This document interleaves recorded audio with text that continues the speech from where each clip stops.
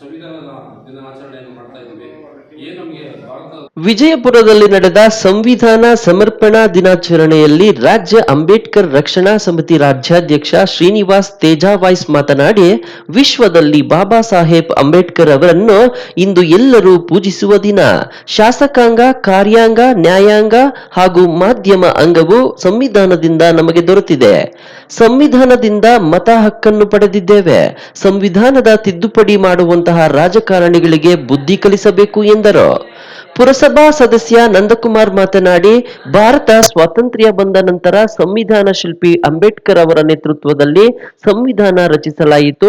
ಇದರ ಗೌರವಾರ್ಥವಾಗಿ ಪ್ರತಿ ವರ್ಷ ನವೆಂಬರ್ 26ರಂದು ದೇಶದಾದ್ಯಂತ ಸಂವಿಧಾನ ದಿನಾಚರಣೆ ಆಚರಿಸಲಾಗುತ್ತಿದೆ ಎಂದು ಹೇಳಿದರು. ಮಹೇಶ್ ಮಾತನಾಡಿ, ವಿಶ್ವದಲ್ಲಿಯೇ ಪ್ರಜಾಪ್ರಭುತ್ವ ಹೊಂದಿರುವ ದೇಶ ನಮ್ಮದು. ನಮಗೆ ಸ್ವಾತಂತ್ರ್ಯ ಸಿಕ್ಕಿದೆ. ಸಂವಿಧಾನದ ಆಶಯದಂತೆ ನಾವೆಲ್ಲರೂ ಸಮಾಜದಲ್ಲಿ ಸಮಾನತೆಯಿಂದ ಬಾಳಬೇಕು ಎಂದರು.